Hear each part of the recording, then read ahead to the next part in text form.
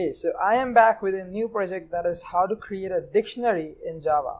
Now this dictionary is not just a simple one where you have your database and people go ahead and like search from that and your database has all the data. It's not like that. We're going to use the Oxford API. So the Oxford dictionary that has its own API, we're going to use that and we'll combine that with the JavaFX. So we will give it a graphical user interface using the JavaFX and the scene builder. So we're going to use all of these softwares and probably we'll do that in NetBeans IDE, everything. And this project is going to be a lot more fun. So, this project, I think we are going to divide the project in 4 sessions. In first session, I'll teach you how to set up all the environments. So we are going to get our Oxford API token that we can use to gather information from Oxford. Then we are going to set up the environment, we are going to install NetBeans, and probably we will also install the JavaFX and all of these things, the scene builder and all, right? And then in session 2, it will be the basic code. So we will code everything, like I'll teach you how to use that API, how to access that API, how to use that API to get information from Oxford. We will learn some things about the JSON files, where are that present, and we will use a custom handler. After that, it is the building the application, where we will go ahead and use the scene builder and the JavaFX to basically build our application. So main work starts here, and in session 4 it will be like finishing touches to our application. So that is what I plan. And for this project I hired another renowned expert, the Seleki. So he has been working in Java for 15 years, and I think that is what we are going to create, and this is going to be really fun. So the most fascinating part for me in this project was the real-time data from Oxford. So that was the most fascinating thing for me, and I think that's going to be a great project. Let's just get started. Hi there guys, and welcome to this session. In this session we will be creating our account on Oxford API, the database that we will use to retrieve data for our words on our dictionary. And after that, we will create our template project in NetBeans. And after that, we will proceed with downloading a software named Scene Builder that we will use to create our layout for our application. So let's head to Oxford API site. Click on Oxford Dictionaries API, get your API key, and as you can see, you have like 4 plans that you can choose. You have free, basic, pro, and premium, but you can go ahead and choose whatever plan fits you the best. But for this session, for this application, we will choose the free one. Let's fill out this form. I will fill it with all information. Dictionary _Java and .look.com. United States, business name, example, username, dictionary, Java 1212. This will be my password. You're learning, this is a desktop application, Android, even though it is not an Android application. Here is one, here is one, here is another one.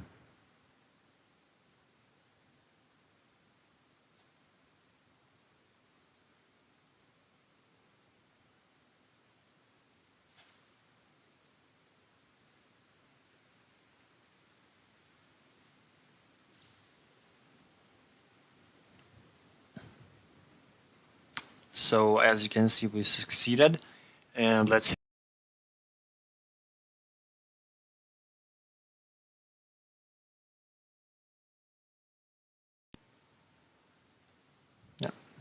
that's our email. So we got our email, our activation link, activation error, that activation code is not correct. We'll just go ahead and sign in.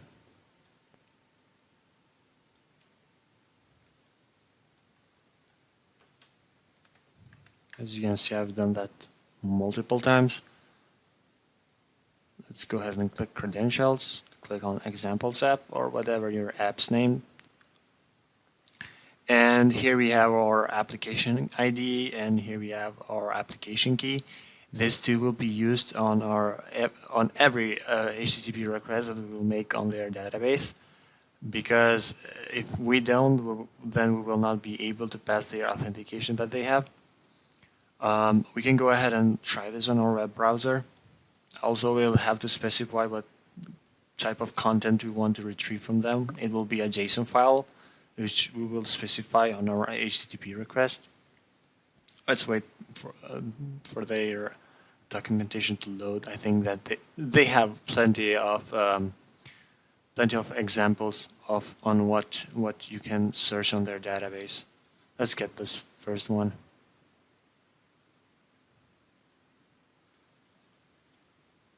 Paste.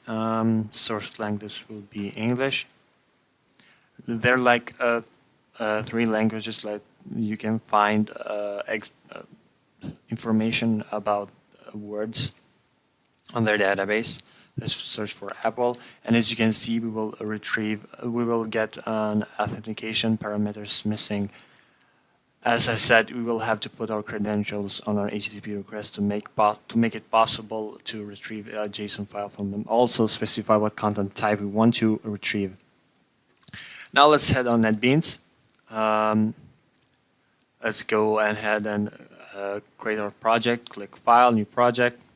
Click JavaFX. If you don't have JavaFX installed on your NetBeans IDE, you can go ahead and get it from Oracle.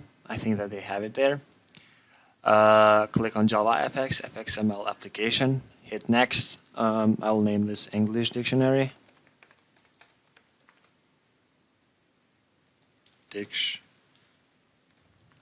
Yeah, I got that right. Wrong. Click Finish.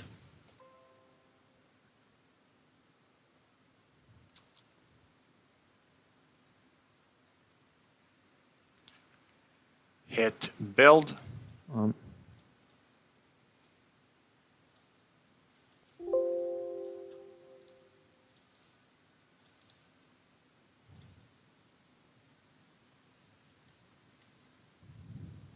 Cannot build it for some reason.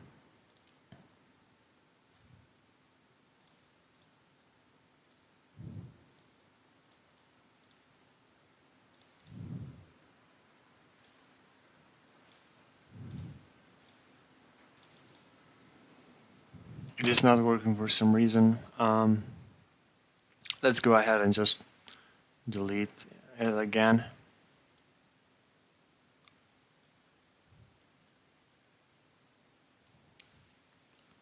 Let me close this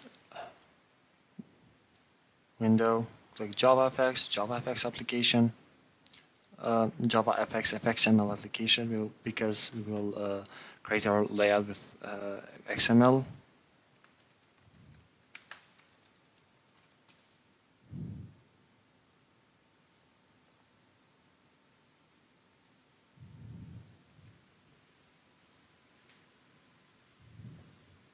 Hit Build.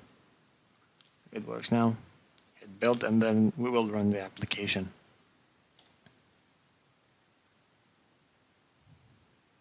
As you can see, everything works smoothly. We have our application here. Now, after we are done with this. Let's head to Gulon. I think that's the site name where you can download the scheme builder from. But we'll just go ahead and search in Google scheme builder. Yep, that's Gulon. You can download the scheme builder for Java 10 if you have Java 10 installed in your machine, but I have Java 8, so I'll go ahead and download the scheme builder for Java 8. I'll choose the 64-bit version of Windows. Let's wait until it starts downloading.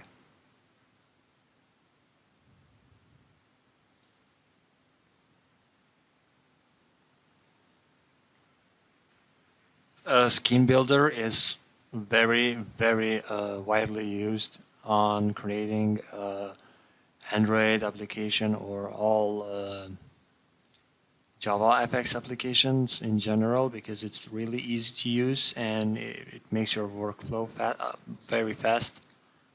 You have like 4 or 5 themes that you can use to create your application. You have material design there. You have other templates there. You have like one is called Maven, I think, that we will be using, or I don't know how it's named, but we will use that.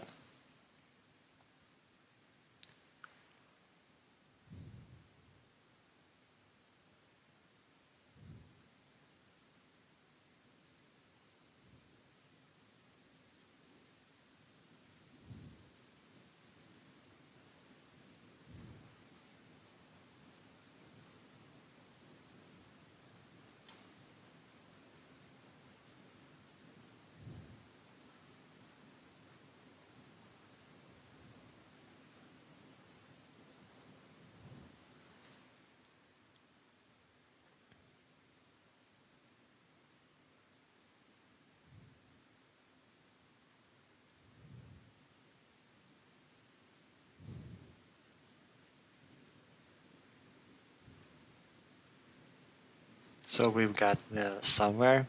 Let's go ahead and install it.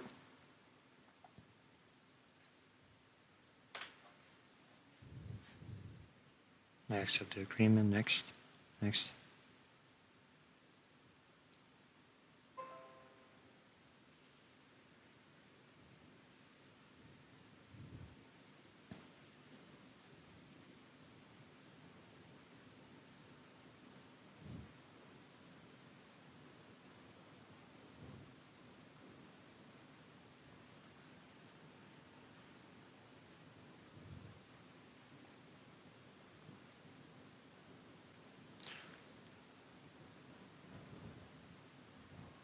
Now let's wait until the application opens so we can see the software that we will be using.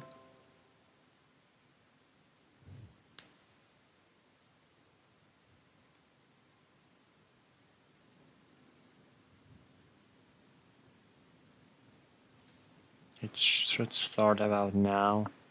Should open about now, I think so. Yep. So here we have our software that we will be using. We have like a bunch of templates that you can use, as you can see. You also, as I mentioned, you have themes that you'll be using. Well, I got it wrong. This is Modena, not Maven. And I think that we are all set up to further continue creating our application. Thank you guys, and see you on the next session. Hi there guys, and welcome back. In this session we will be retrieving data from Oxford's API, where we will learn how to establish an HTTP request, and where we will put our header, as we said earlier, where I will explain why do we need that.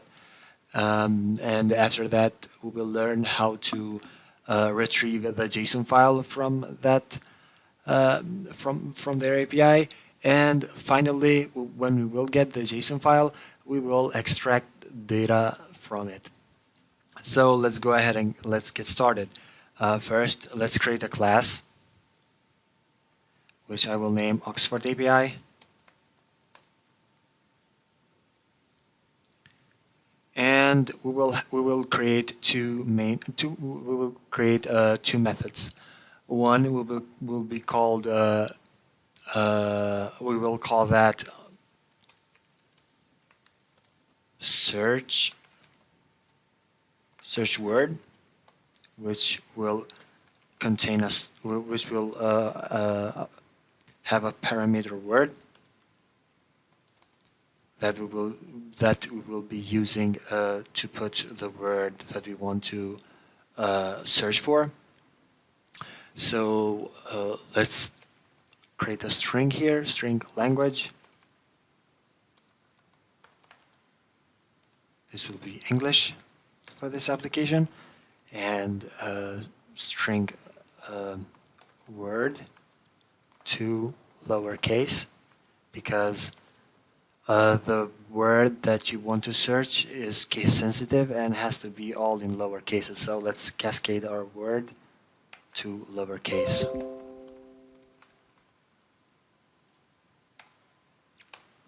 After that, this method will return. Let's go ahead and grab the base URL that we will use for requests on their API, plus language, plus slash, plus word to lower case. So that's it with this method. Now we will create our method that will handle the HTTP connection, the HTTP request on their API. So let's go ahead and create it. Protected string retrieve data, which I will not specify how many parameters there will be, but I will just leave it like that for you guys, so you can go ahead and search as many words that you want to. That will be totally cool. Let's fix this. So what we will need here is our app ID, which I will get now, and our application key, which I will get also now. And we will create a try catch block. First, let's head to the Oxford Dictionaries API, and let's get our credentials from there. This is our API key. Let's paste this. And our application key. Let's paste that one also here. What we will try is to create a new URL.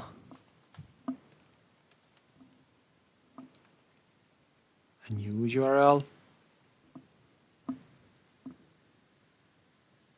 that we will get from the first parameter.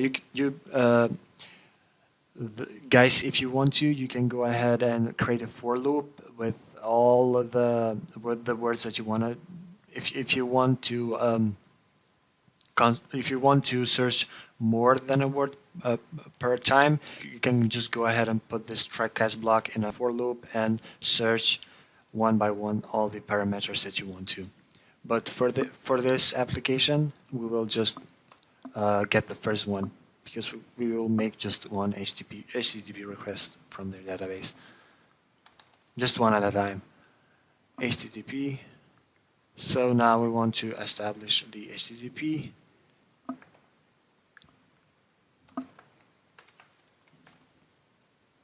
URL connection.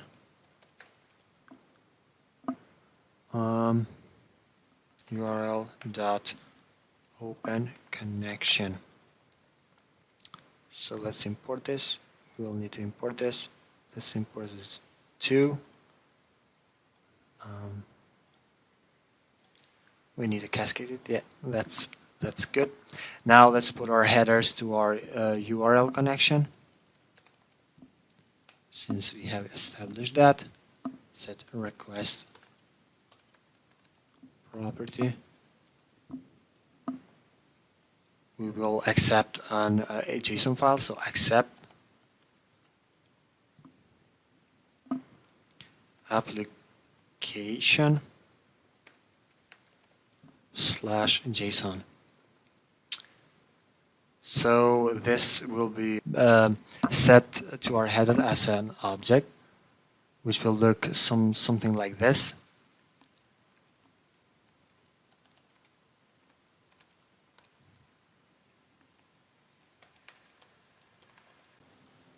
Like this, and we will have to put our application ID, which will be this, and our application key, which will be passed like this. So after we make our GET request on their API, this is how our header will look alike. So after we have done this, we will pass their authentication and we will retrieve the data. So this is all what you need to understand for the header. Now let's go ahead and put our headers, URL connection, set request property, application ID, as we said earlier, we will pass our application ID, URL connection, set request property. This will be our application key, and we will pass our application key, and we are done with this. After we have set our header, let's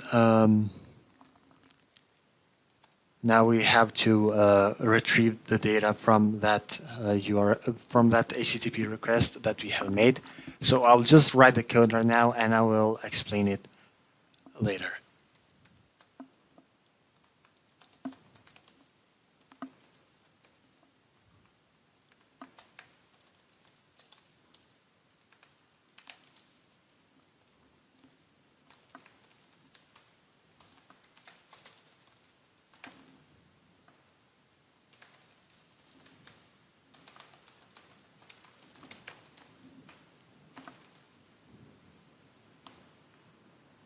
Get input.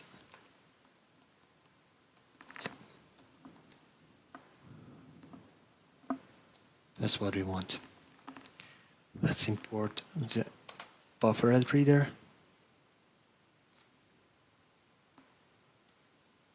And the input stream reader. Catch an exception, whatever that exception is.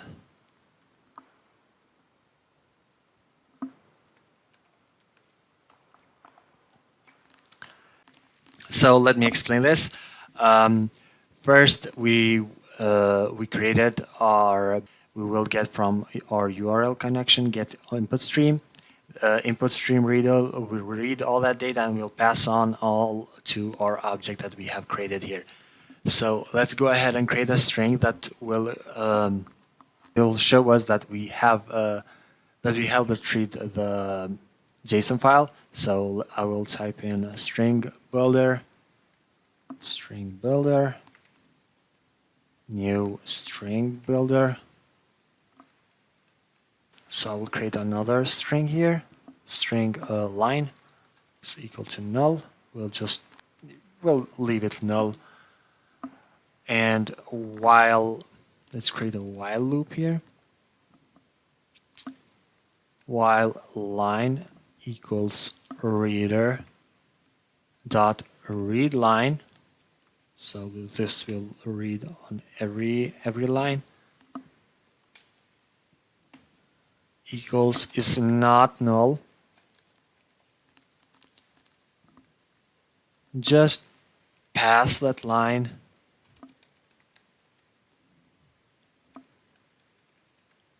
to our string builder.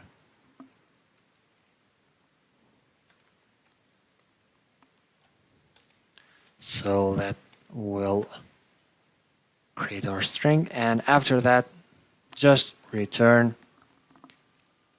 string builder dot toString.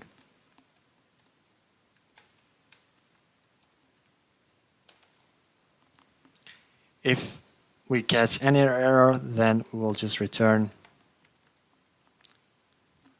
oops, something went wrong.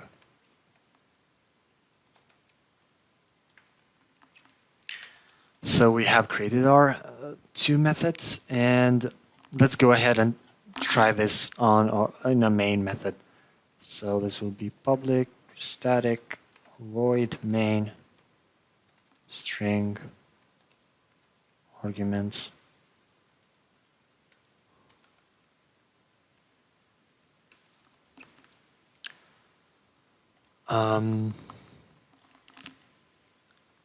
Let's retrieve data.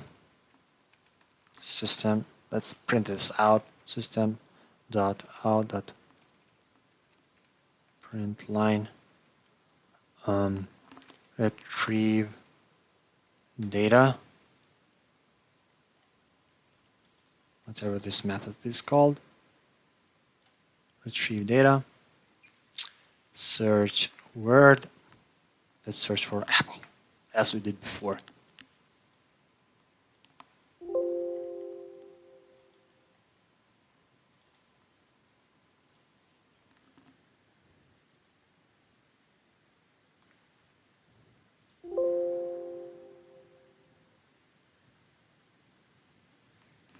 Let's make the method static, just for the sake of this test. Now let's run this file, and we will surely see a JSON file here.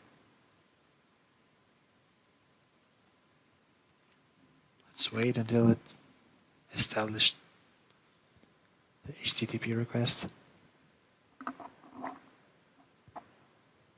Oops, something went wrong. What did go wrong? We have our application ID or application key. Application / JSON buffer reader, input stream reader, get input stream, string builder. Everything is okay, I think so.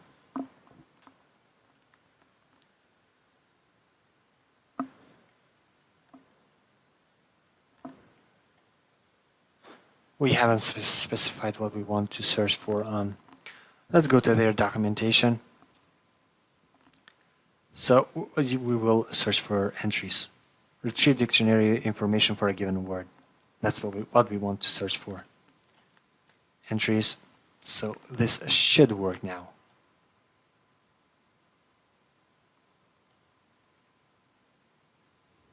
Yep. Here we have our JSON file. Let's go ahead and make this more good looking. Just append to our line /n. So this will make a new line for every line that we will get from our string builder. So let's run this again.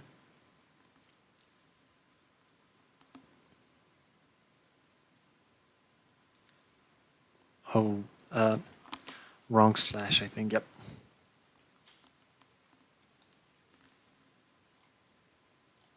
Let's run this. Yep. Here we have our JSON file. And now we will learn how to how to filter out, how to extract this data, like for example, etymologies. Old English apple of German origin related to Dutch apple and German apfel. We will for this case for this application we will be using a third-party tool which we will get from Maven. Yes, I think it's called Maven. Let's go ahead and download it. So this will be JSON Maven. I think so. Yep, this is the JSON third-party tool that we want to use. Click on bundle.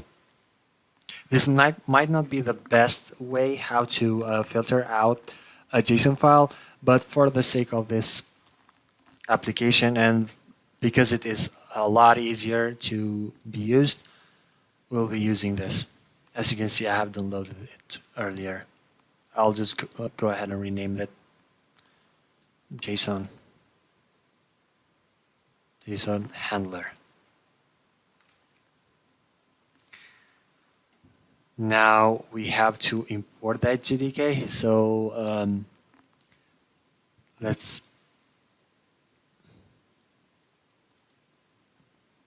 we will add a jar here. Yep, here is our jar. Just click open.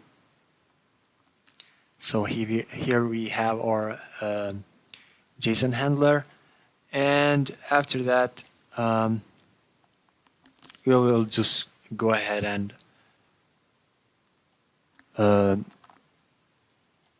filter out, extract all the data that we will need. So JSON object, it will be a JSON object that will be retrieved. New JSON object.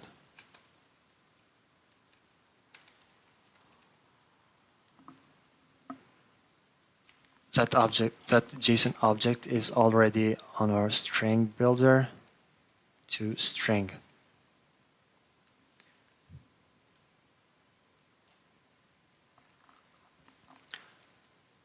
And let's just try this. Return JSON to string to see if it actually works.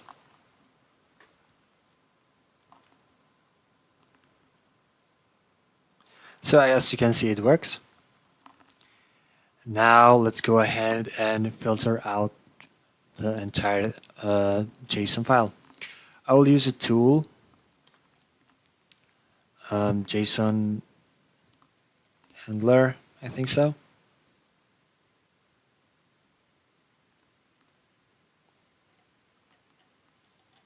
JSON formatter.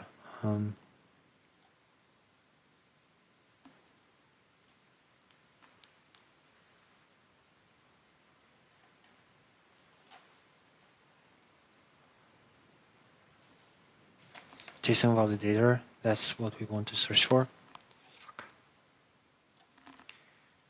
Now we'll go ahead and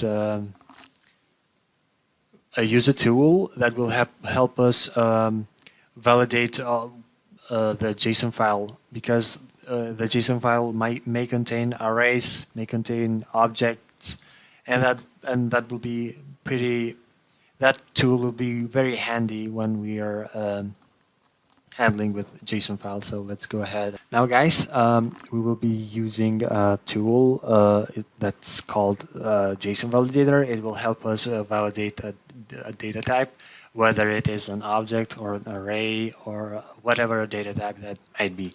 So let's head to Google and let's search for that. JSON Validator. I prefer this editor. It's very very simple.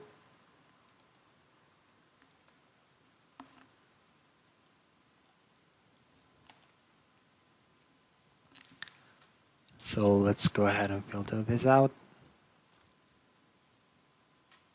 As you can see, let's check the type. This is an object. Metadata is an object. So if you want to access it, we will have to get this object from the entire JSON file. So that's the way that we will filter this list JSON file. But we don't want to get that. We don't want to extract the data. We want something that has some kind of meaning. And I will choose etymologies because it tells where the word came from. And let's go ahead and extract this data. First, the first thing that we want to do is check what a results type of data is. What the type of data results is. Type an array. So let's go ahead and do that. JSON array equals we will extract that from our JSON dot get JSON array, and the key was results, right?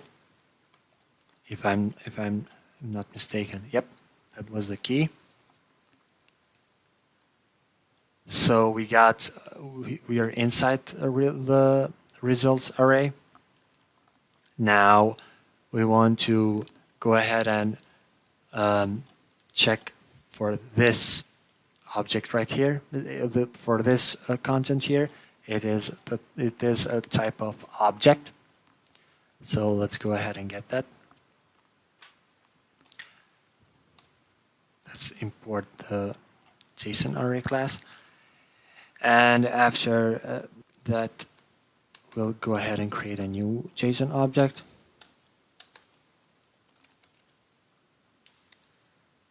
JSON1, and we will get that from the first parameter of our object, of our array.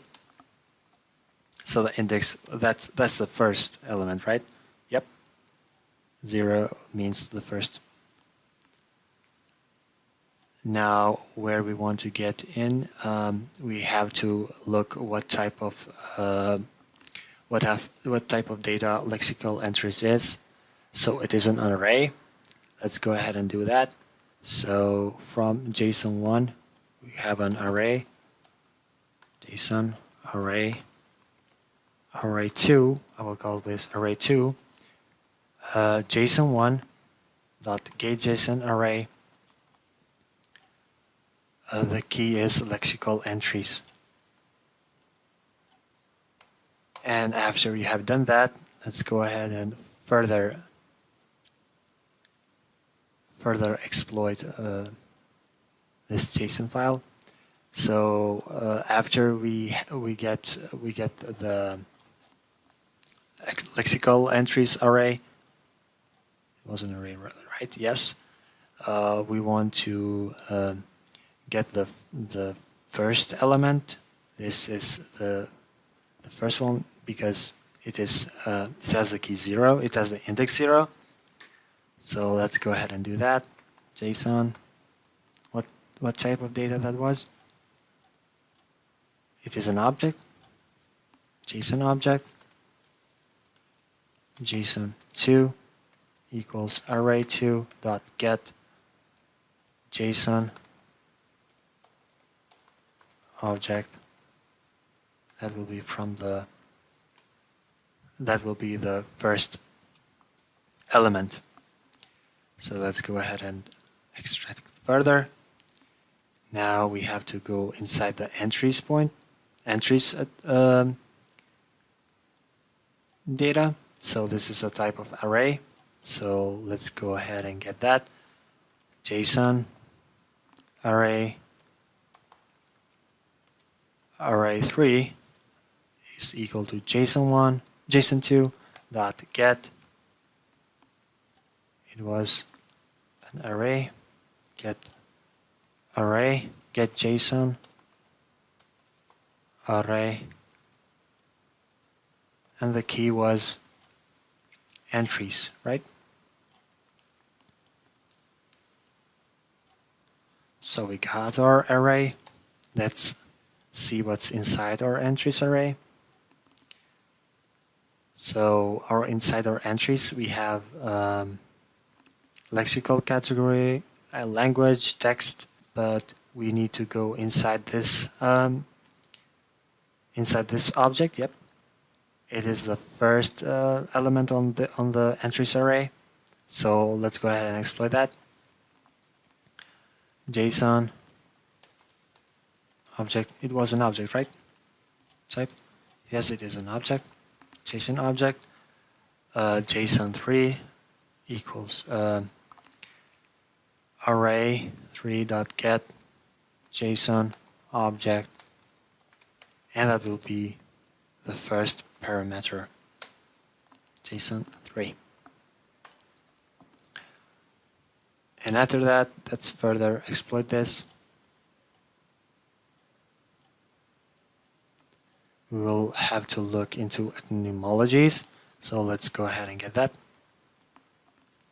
From JSON 3.get, let's just return this. JSON 3.get string from this key. So let's go ahead and run this.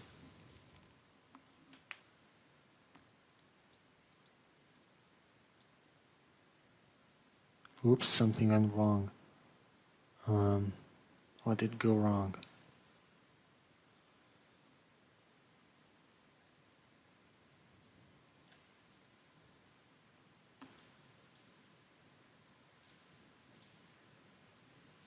Oh, etymologies is a type of array, so we had to get inside that. JSON array 3, the array 4 has gone way too far. Let's extract it from json3.get JSON array. It was called etymologies. And after that, just let's extract from array4.getString from the first object, right? So let's go ahead and run this.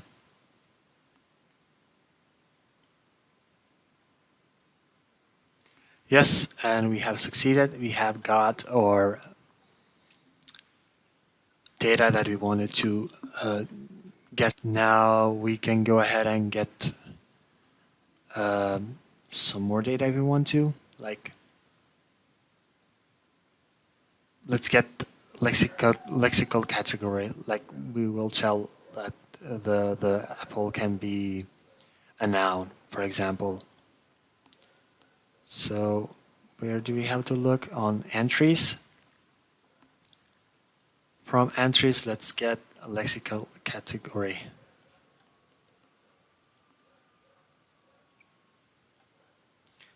From entries, let's go ahead and do that.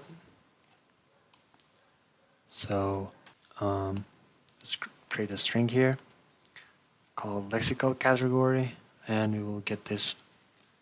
It was from this object, the object that comes after the lexical entries array. From that, we will extracting the data from this key. That's right. From JSON2, we'll get string from the key lexical categories, and we will put this can be a plus lexical category plus new line. Let's go ahead and let's hit one firstly. Let's hit build first, and let's hit run. Can be a noun, so it works. Do we want to retrieve more data? I think so. Let's go ahead and get the type. Yep. You can go ahead and get the type also. Plus new line /n plus. Let's format the entire code.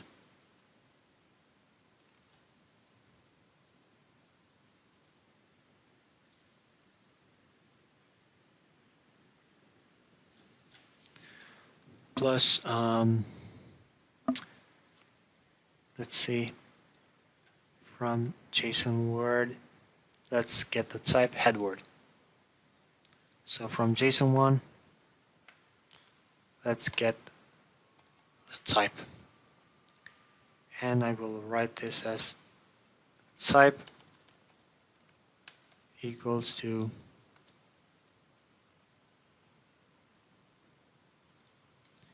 let's hit run.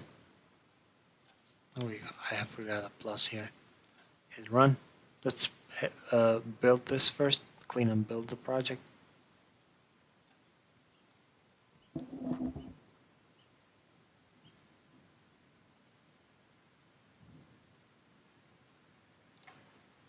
Let's run it. Type head word. So I think that we are finished here, and we don't need to make that. So I think that we are finished here, and see you guys on the next session. Hi there guys, and welcome back. In this session we'll be creating our GUI, and eventually we will learn how to use the software that we previously downloaded, because We can go ahead and write all the XML that will be used on our pane, but that would be a pain. So that's why we downloaded the software earlier on the first session. So we are going to use that, and I will show you how to programmatically style the layout. Also, we will choose another way by providing style sheets to our GUI. So let's get started. Head to Start and search for Scene Builder.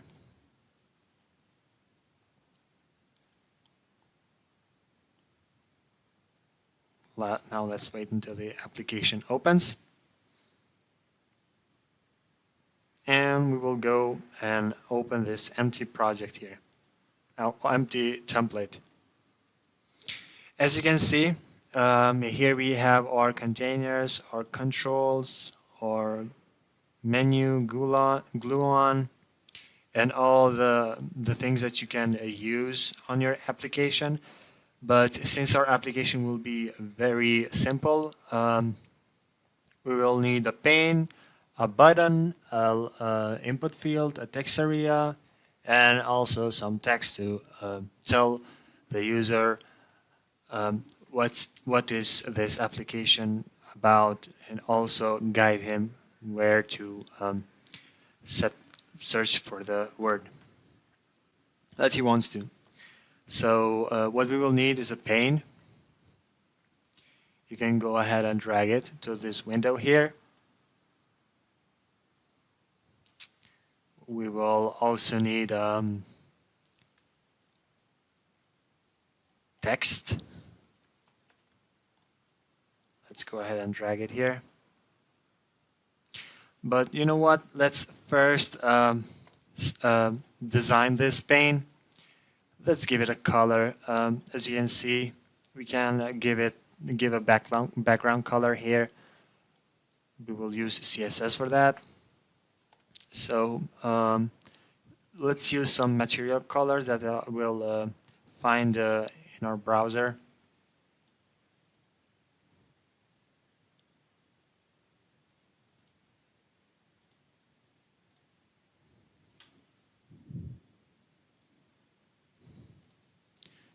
Right click and click on inspect, or you have the shortcut Control Shift I, and just click on this content and click anywhere where you can see a color there, a hexadecimal code. Click on this small rectangle,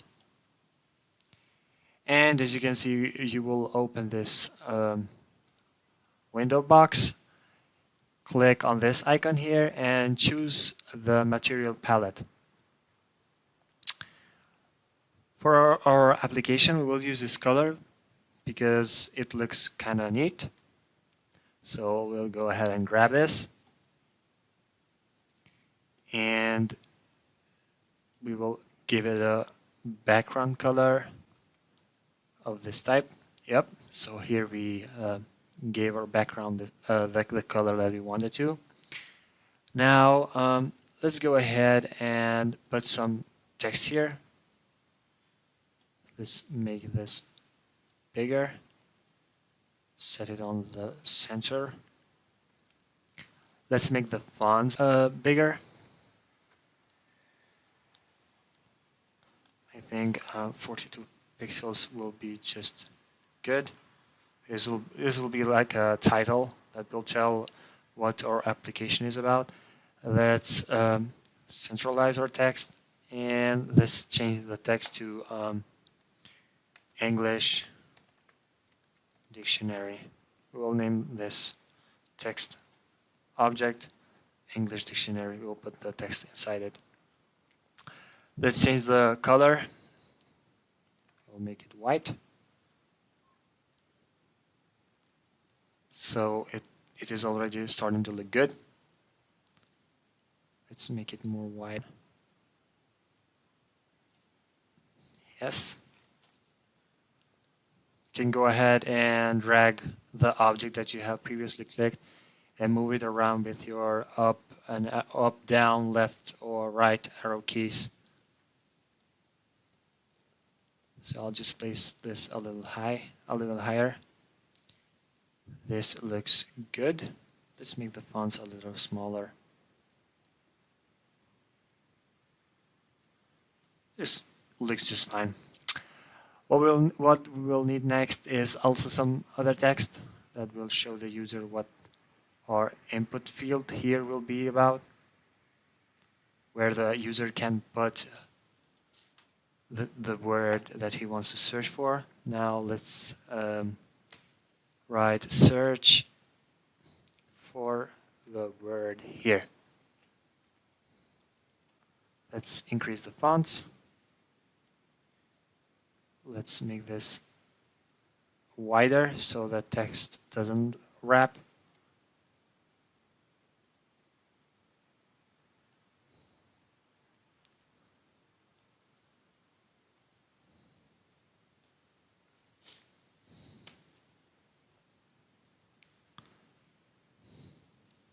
Let's make the fonts smaller.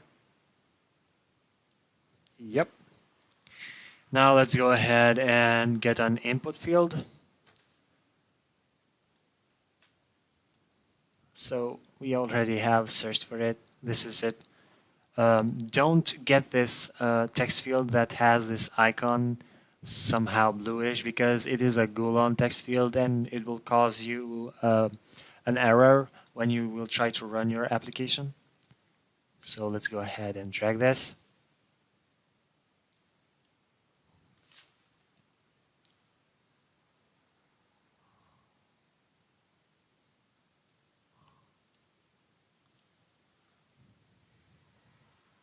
Let's make this, let's enlarge the width of the text field. Let's change this text's color. Make it white. Looks good. And also what we will also need is a button that we will click when we want to search for a certain word. Let's change the background color. Let's go ahead again to our material palette here and choose this bluish, this blue. Let's choose this blue. Copy the hexadecimal code, and we will give this button a background color of the color that we previously got from the material palette. So this already looks neat. Let's change the text color to white.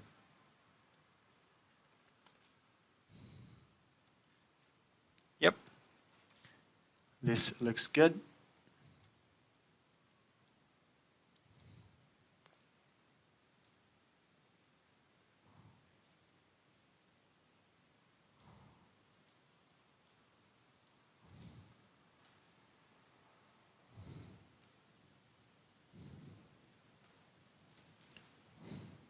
This looks just fine. And what we will do next is that we need a text area where we will put the data that we got from our API HTTP request from our JSON file that we retrieved from that we will retrieve from the Oxford API. So let's go ahead and search for that. Text area. Yep, here we have it. Just drag it.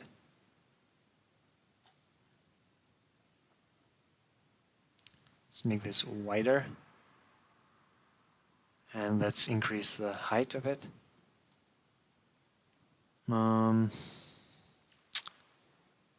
What I would do, it's to make this font smaller.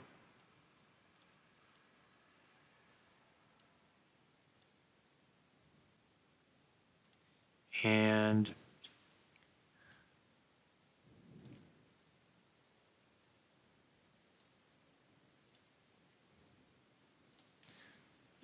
This is good. This is definitely good. What we will also need to do is to make this text area not editable. So let's go ahead and uncheck this checkbox here that says editable. So the user will not be able to edit that. You can go ahead and let's put some text here. Let's write down apple is a fruit.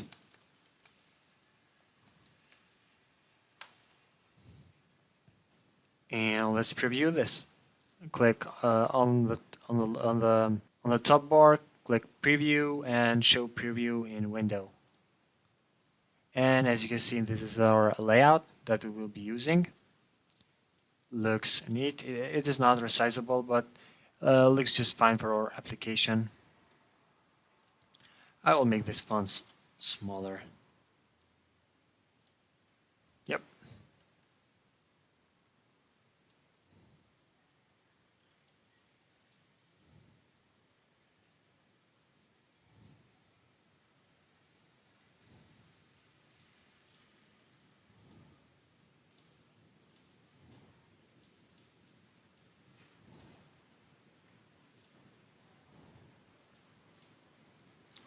This just looks fine.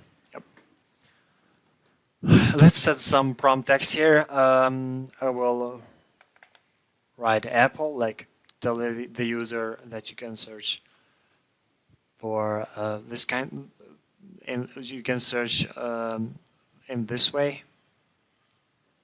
So let's say that.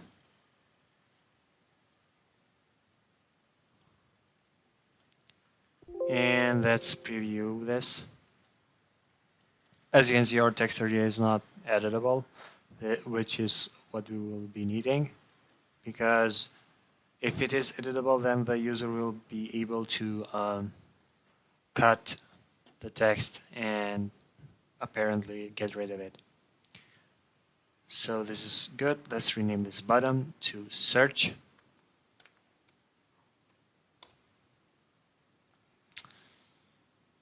And this looks already fine. This will be just good.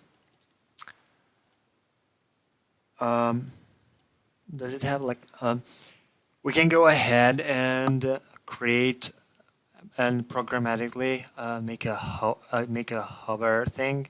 So when the mouse enters this this box here, this search the box that the text search is on it, we can make it to change its color. We can do that in two ways: programmatically by doing on enter mouse events and on leave mouse events. But we can go ahead and do that with CSS, which I'm going to do.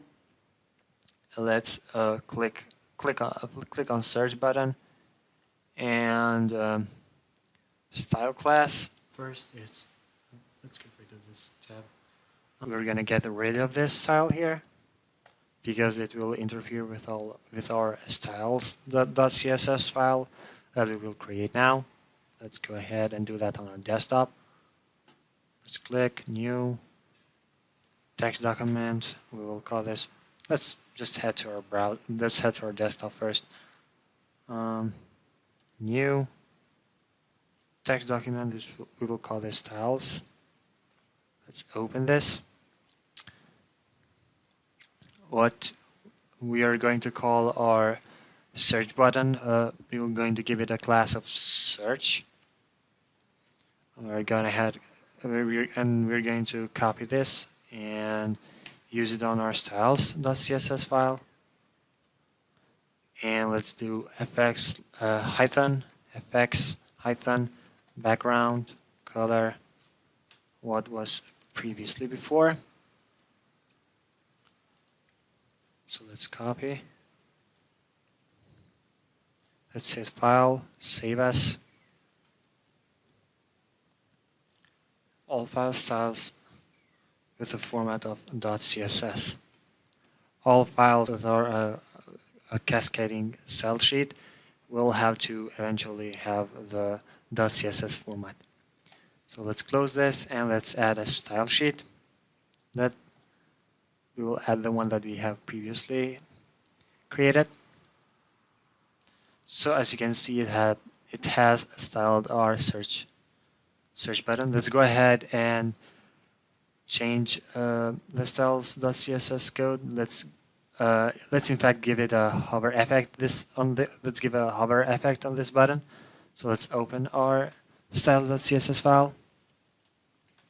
And what we're going to do is we will select this button and we will give it a pseudo selector of hover.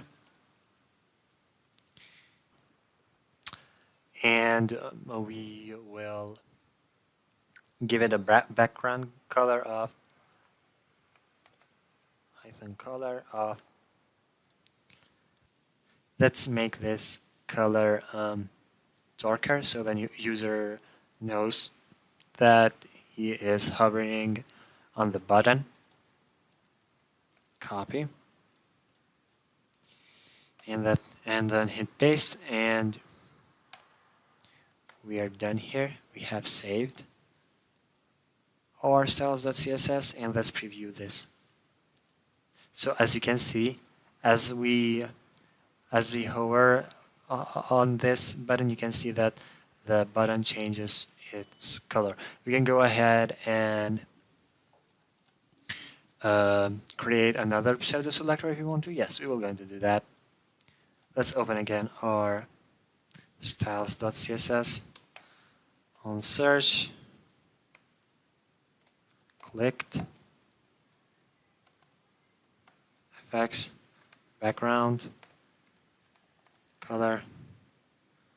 Let's make this color darker, even darker. This will do just fine. And let's give it a border of -fx border width of 2 pixels and a color of -fx border color white. And hit save this, and let's go ahead and preview our button. So when we hit click, it's not doing anything. Just go ahead and search on Google for pseudo selectors.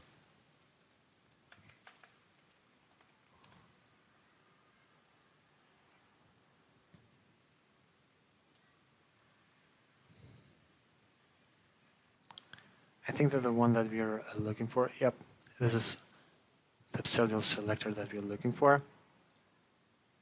Not clicked, active, hit save.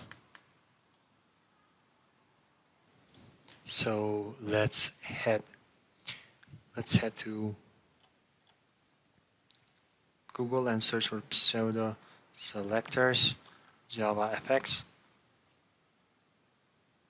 And we'll go to Oracle and search for active.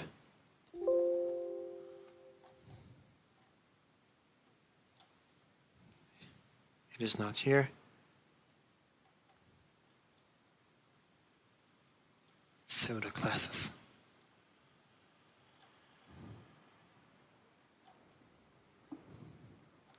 Yep, this is the one I think. Active. Pseudo. Let's search for pseudo selectors. Active.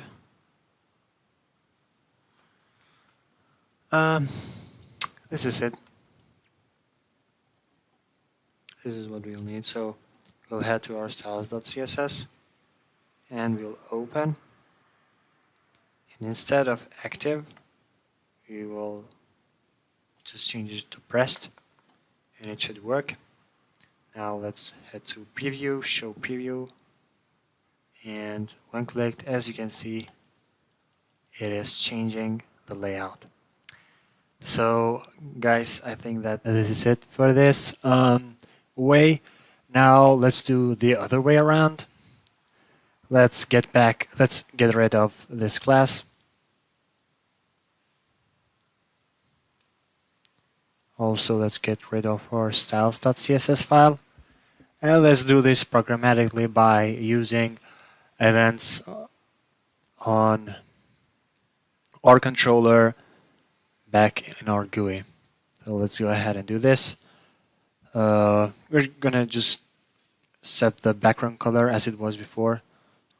Let's go and copy this. And this is working. Yep. Now, as I mentioned, the other way around programmatically is to set events. So let's search for on mouse enter. Let's do a method here, which I will call it search change color, and on mouse exited. Let's create a method called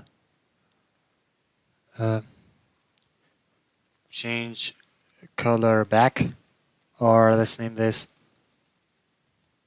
set to default color. Now, as you can see, these two methods will handle the style changes. These are mouse events. Now let's go ahead and save this. Save as. Let's get the path from our project here, which I will simply do it like this. I'll copy that path. I'll paste it here.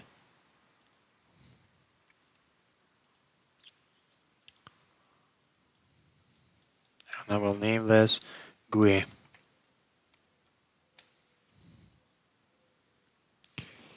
And let's go ahead to our... Now let's go ahead and open our GUI. Let's make the controller. It will automatically create our methods that will change, that we will use to change our layout. So as you can see, set to default color, change color. Now let's do that. On mouse event, we need to specify the ID of the button in order to do this programmatically. Let's click on the search button.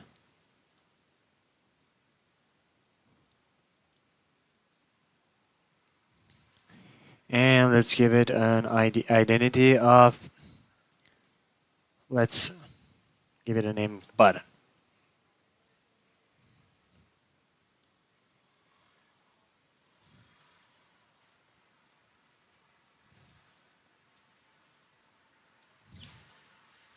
Let's head to our project here. Now, what we will do is that we will make a button object here. So private button. Let's go ahead and import this. And now is the path set. Let's do this again. Let's change the name.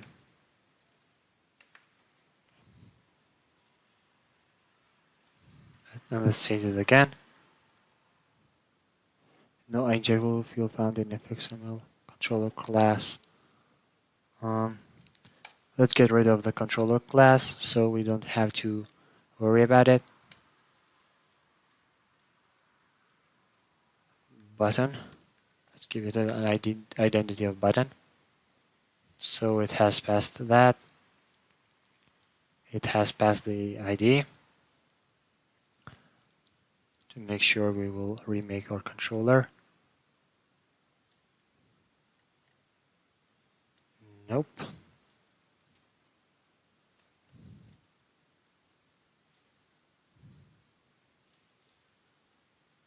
Let's delete this.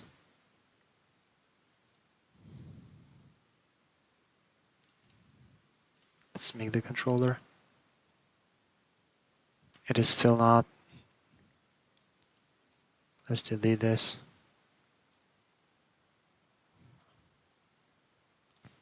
Let's just get rid of this ID. Let's name this button again. And I think that it is working now.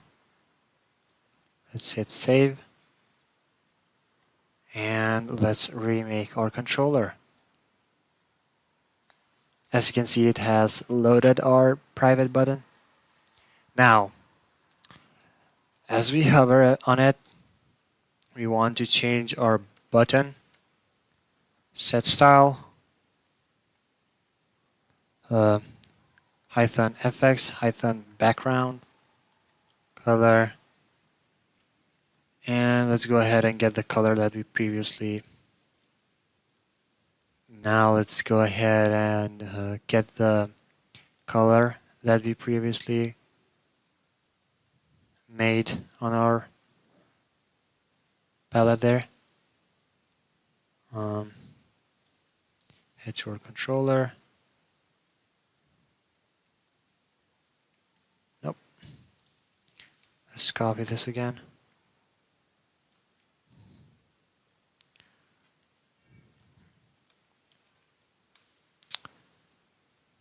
Now let's see if it does work. Let's just go ahead and we have to specify the path for our GUI on our English Dictionary.java class. So let's stop this build. Let's head to English Dictionary.java.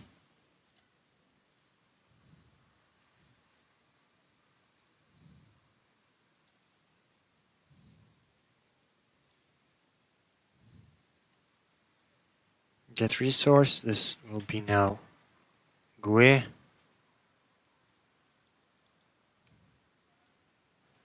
And let's hit clean and build.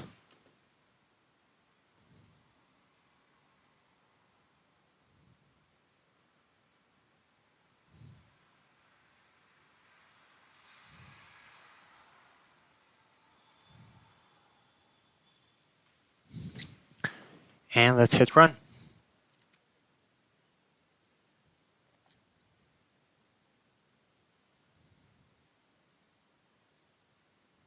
And as you can see, after I've hovered, it changed the color of it. Now let's go ahead and reset the style after we have dragged the mouse out of the box. So this is its default color.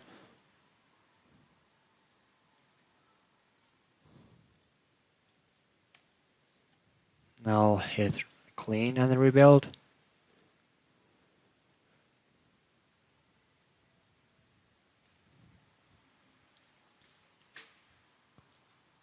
And let's finally run this.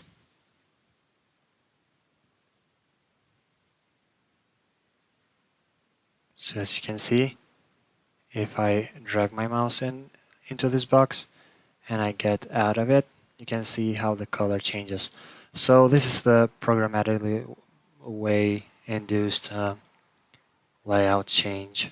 You can go ahead and do this, for the on click event button, but we won't do that because the CSS pseudo selectors are way easier to handle in this case. So we will not do that. We will reset it to styles.css file, and that will handle the hover and all other events.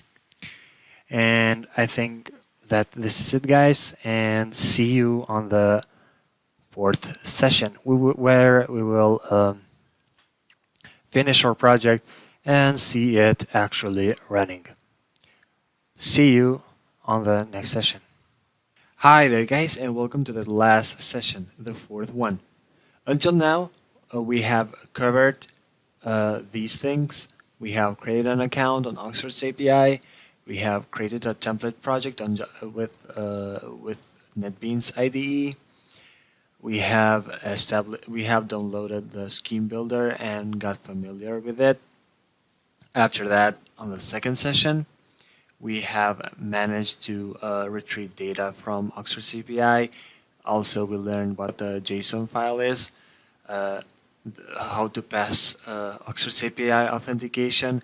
Also, we have learned about the headers on GET requests. Also, after that, we have scraped the data out of that JSON file. We have extracted it. And on the third session, we have created our layout using the scheme builder, which was pretty easy to do so, I think. Also, we have used CSS. We have created everything that we need to finish our English dictionary Java application. On this session, we will be finishing our project. The first thing that we are going to do is we're going to open Scheme Builder.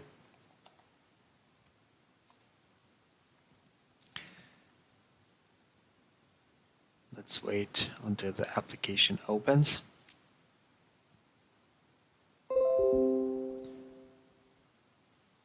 So let's reopen our last layout, as you can see.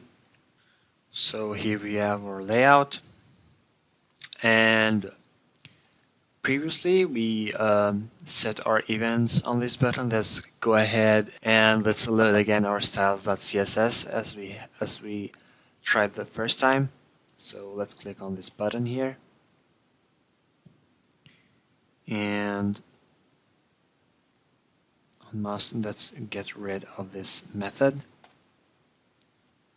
Also, let's get rid of this other method.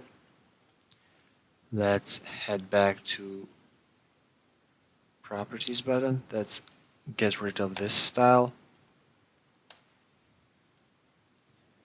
Let's give it the class as we did before, the search class on this button. Let's add our style sheet. Yes. We have loaded our styles.css, and I think that we all are set up. Let's preview this. And everything works as it is supposed to. Let's save this. And let's head to our NetBeans project.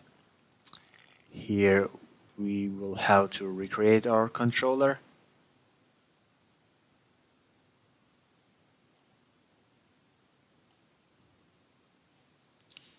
And what we will do is we will get rid of these two methods. We won't be using them anymore.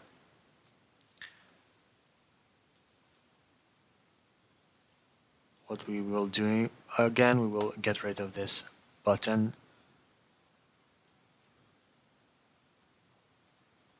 Let's get rid of this import. Also, let's get rid of that import. And let's delete these two because we will not be needing them anymore. Yes. Let's go again to our scheme builder and hit our controller. We will not be needing this anymore. Let's get rid of this ID.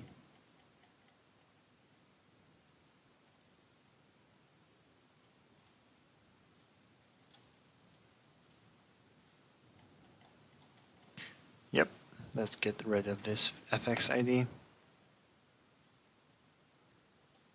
What we will need is we will have to create an ID for our input. So let's go ahead and do that. Let's give it a name, search bar.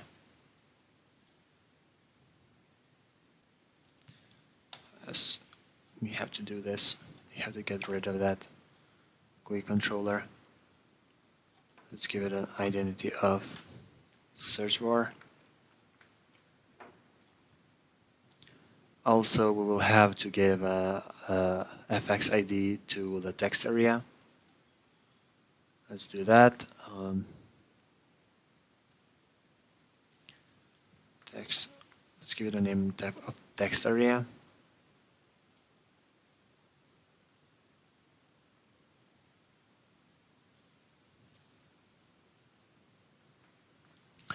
And what we will be doing next is we'll create an event here for this button. So when it is clicked, it will get the input of this text field here. So let's go ahead and do that.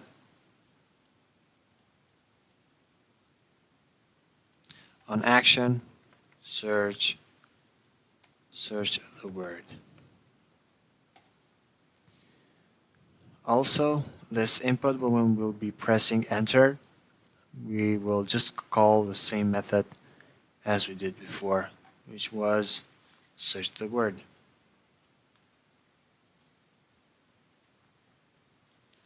So we did that. And let's go ahead and hit save this. Let's head back to NetBeans and recreate our controller. And as you can see, we have search the word action event. Let's try if this works. When clicked, text area dot set text. It works.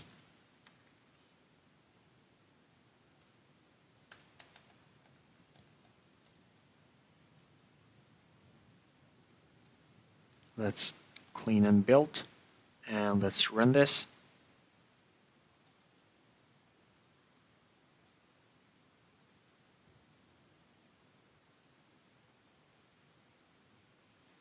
So while executing this line, store cannot be deleted.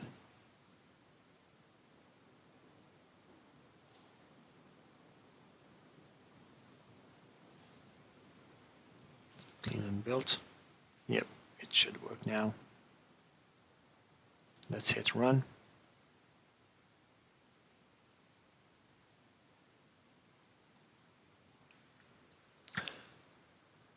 Could not find style sheet, jar,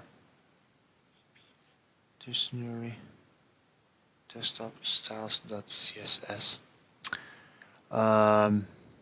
So we have an issue here, which we will resolve. Let's go ahead and copy our styles.css file, and let's get our path here.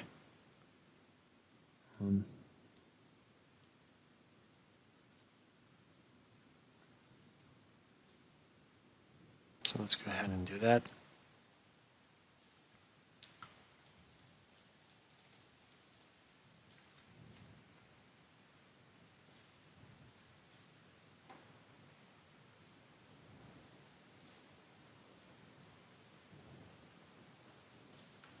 Let's copy our styles.css, and let's go ahead and paste this to our source.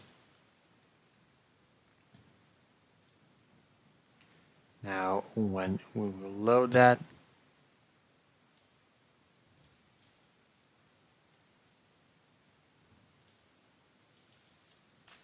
we will be loading from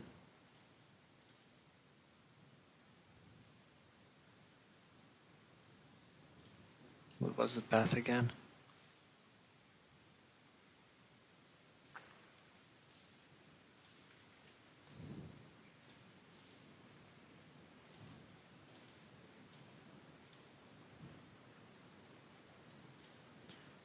So that should work now. Let's hit save. Let's head to NetBeans and let's click clean and build and hit save and hit run. So our CSS file has been loaded now.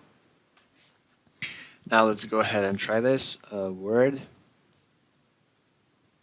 So as you can see, our event here works.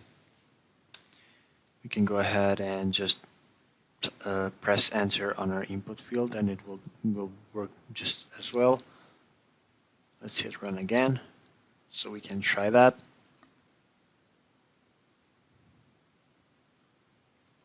A Word. So it works the same. So what we are going to do next is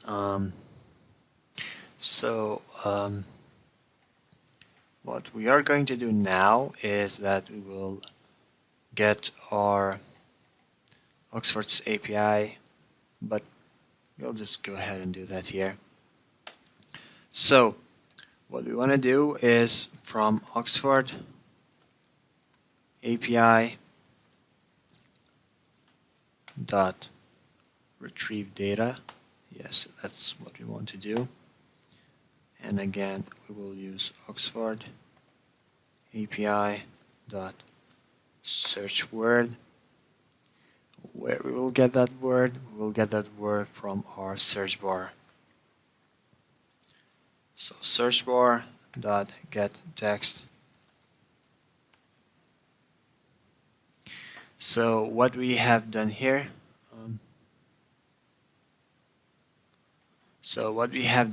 is that we will make the link with Oxford's API's method search word that will get the text that we will put on our text field there. So it will create a link with that, and that link will be used by Oxford's API retrieve data, which will provide a string to our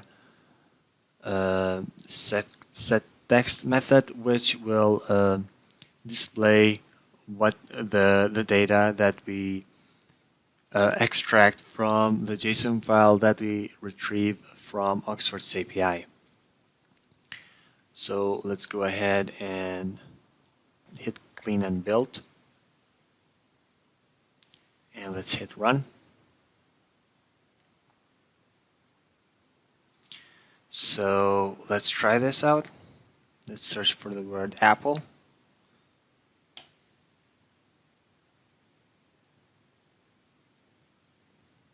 Oops, something went wrong.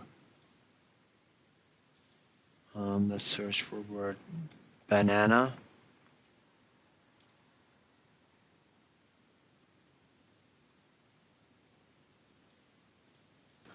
What we will do is we'll get rid of this method.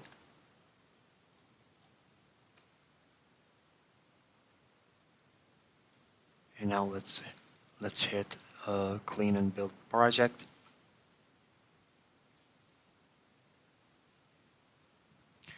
Let's run. And let's search for the word apple. Oops, something went wrong. What did go wrong?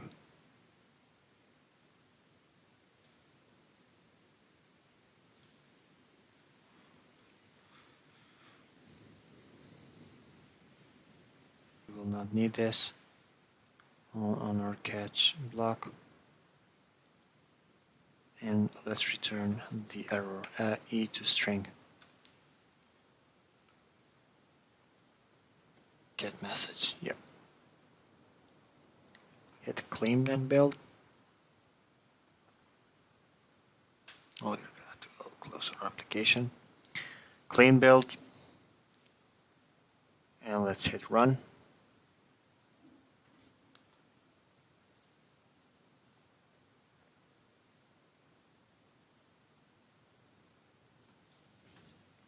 Apple. Server return a response code for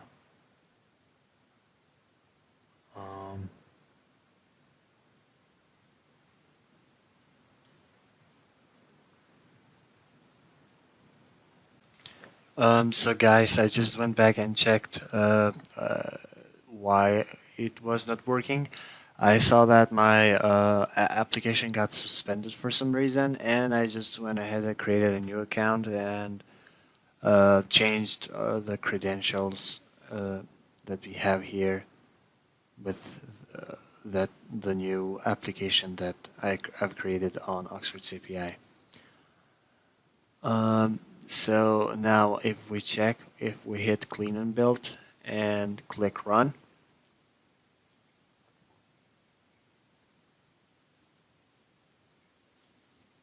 and search for a word, for example, apple. As you can see, we got our text here. But what will happen if the user, for example, presses space for some reason and clicks search? It will automatically not work because our URL should not have any type of space or any type of number. So for example, if I type 1, it won't work. Like if I write apple, bear, it will also not work. So we have to like create some if statements that the user will be notified to not to prevent, to be careful and just search one word at a time, not including numbers, etc. So let's go ahead and do that. Now, if search bar dot get text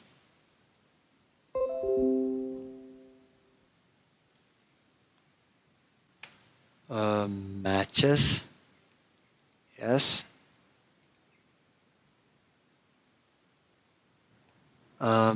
matches any number, which I'll just type the regex and I'll get back and explain it. Plus, so match a word, match a string that has anything that can have any character in the beginning and can include at least at least a digit that is a number, and after that, any character followed by any character there can possibly be. So if that,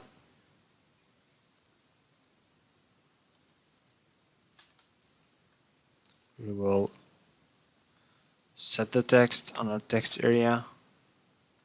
Set text. Please, we'll write there down. Please don't include numbers. Only one word that contains only letters.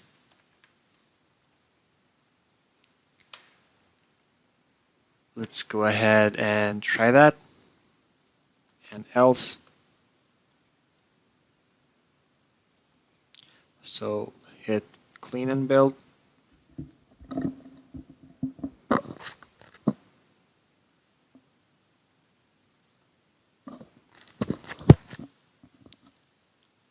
And hit run.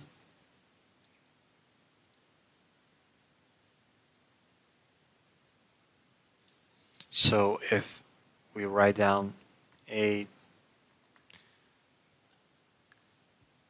we will have the warning from our if statement. Let's close this window. Let's print out this line on a new line. this sentence on a new line. What we will want to look out for is in fact, the first thing that we want to look for is search bar.getText length to equal 0.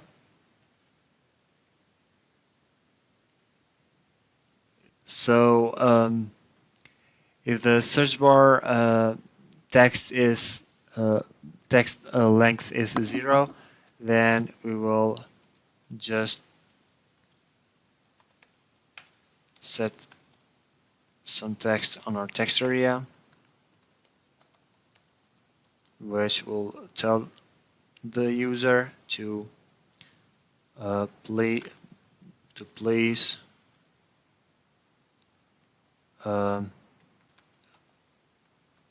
write down a word so the application can look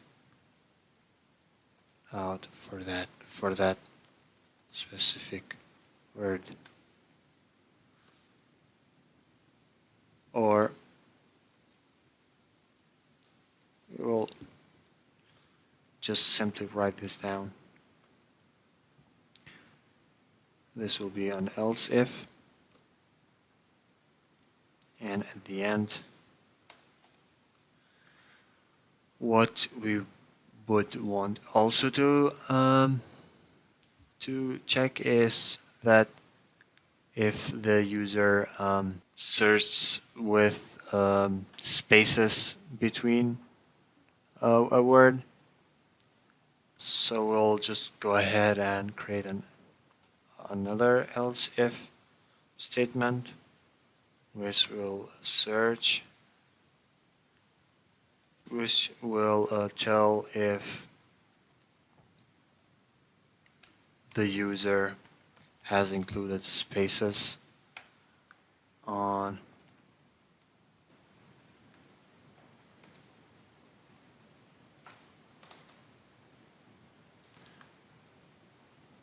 so what we did here is that if the search bar.getText contains space, contains any space, we'll just notify the user by writing down on our text area, please don't include spaces on your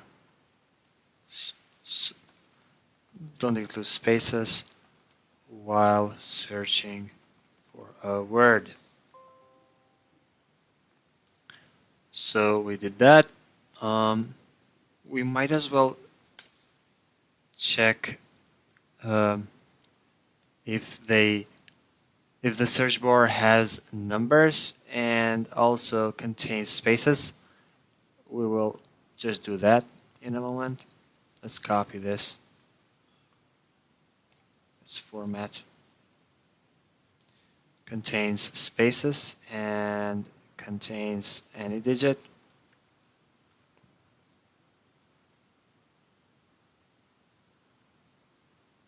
So we will not need 2, we will need 1 because it will check for both statements are true, not only the first one.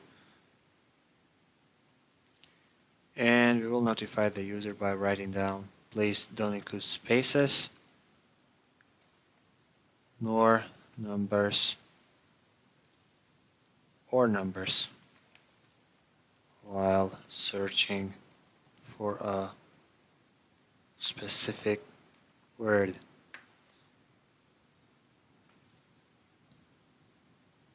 Let's hit clean and build. And after that, let's run it.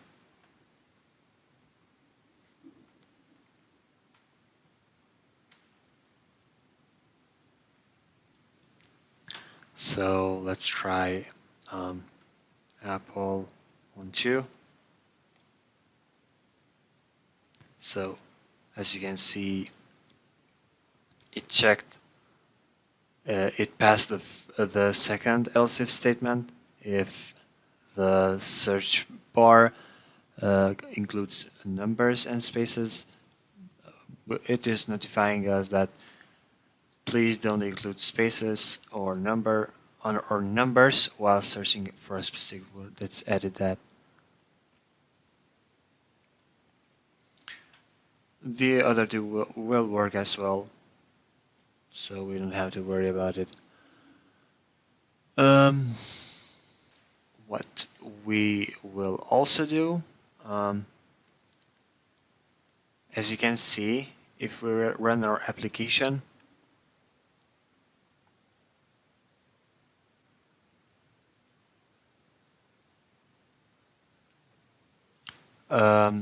there's some text that we have previously set on our text area. Let's go ahead and get rid of that, and we will, while our application is opening, we will just go ahead and set the text with the word apple while it is initializing. This while the if the if we try to run our application, this method initialize will run anyway, so we'll just go ahead and set the text for the word apple. Let's head to our scheme builder and let's click on our text area. Let's get rid of the text. Save it. Now what we are going to do is set the text on our text area dot set text. We'll just copy this, but not for the search bar's text, but for the word apple. So let's hit clean and build.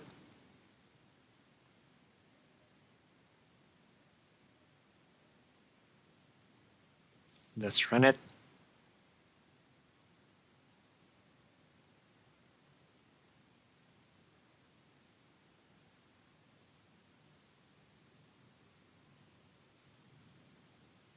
So as you can see, before it opened the application, it made the HTTP request on Oxford CPI and provided the information about the word apple.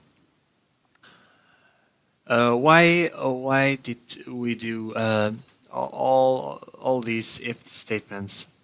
If we go ahead on our Oxford API and try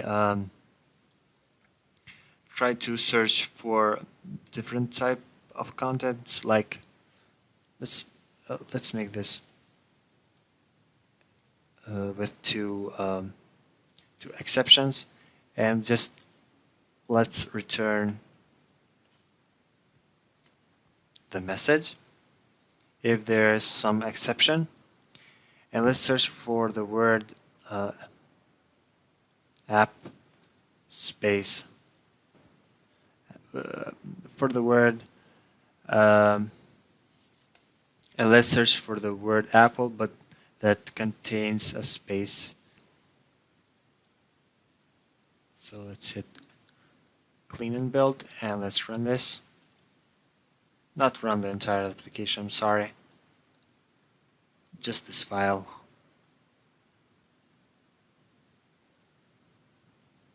So as you can see, server returned HTTP response code 400. So it didn't found anything for this URL because so it won't work, as you can see.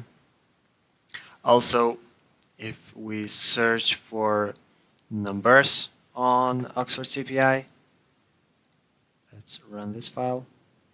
If we search for numbers, it will not. Oh, we have to clean and build again, as usual. So let's run file. So it will not work. It will just return the URL. Let's go ahead and change this method to be more specific. E to string. This will print out the entire exception. So hit clean and build. And let's run this file.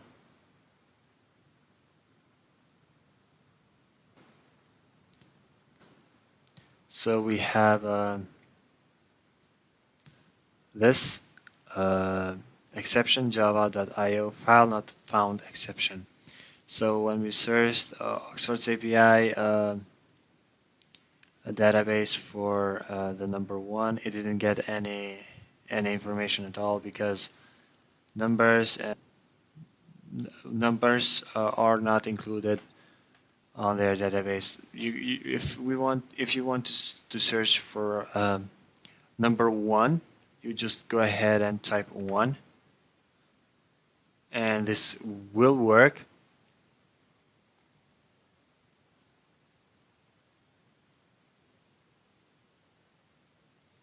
As you can see, can be a numeral, and it will give you all the information that you want to. So that's why we did that. Also, let's delete this main method. We will not be needing that anymore. And as you can see, we have finished our project here. We are done with it.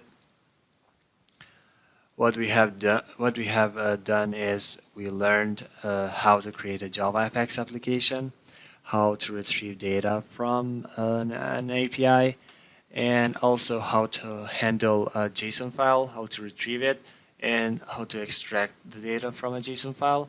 Plus, we made a pretty good looking application using cascading style sheets. And that's it. Let's run this again to see it.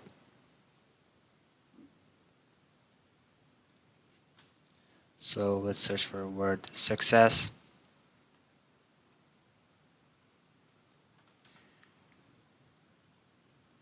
And it has succeeded. We have succeeded. Thank you, guys.